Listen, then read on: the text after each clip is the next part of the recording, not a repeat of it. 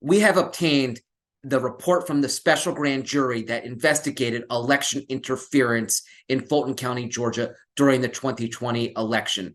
And what emerged in that report is that the special grand jury recommended the indictments of many more additional people than were actually charged last month.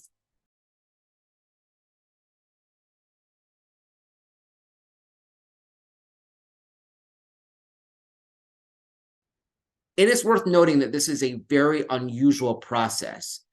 An ordinary grand jury functions in absolute secrecy, such that we never learn from prosecutors the identities of people who the grand jury had investigated or thought of potentially charging, but did not charge. That is kept secret so as to avoid unfairly maligning potentially innocent people.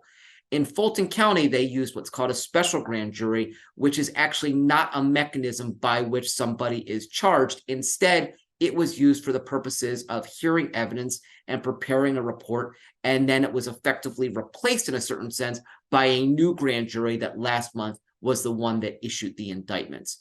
We do not know why the individuals who the special grand jury had recommended charging were not ultimately charged. There are many different possible reasons for that. One could be that certain people in federal government enjoy certain constitutional protections that would mitigate against being charged at the local level. Some could have potentially struck immunity deals by which they cooperated and thus were not charged. And frankly, the evidence in some instances might simply have been insufficient when it comes to actually bringing charges.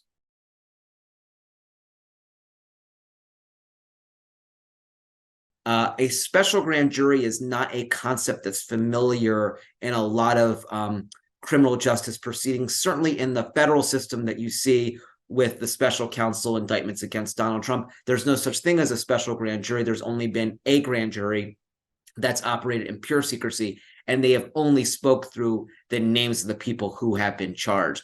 And so this is sort of an unusual day and an unusual development to see individuals who were never charged being identified in any setting, any forum. That's something, for instance, that the Justice Department would ordinarily really guard against.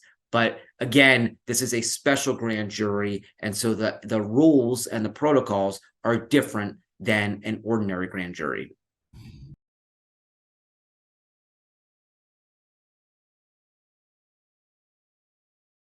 Yeah, so what this really shows is that the special grand jury, through the Fulton County District Attorney, did a really sweeping, broad-based investigation that looked at some really bold-faced names.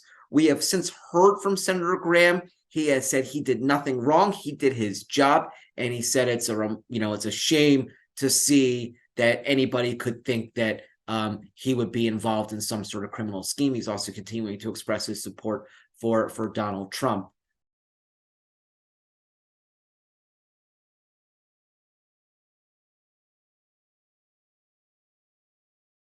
There's no question that there was a lot of publicity surrounding certain individuals, including Senator Graham, in terms of the prosecution's interest in hearing from them. There was, in fact, a court fight over whether or not Senator Graham could be compelled to give testimony to this special grand jury.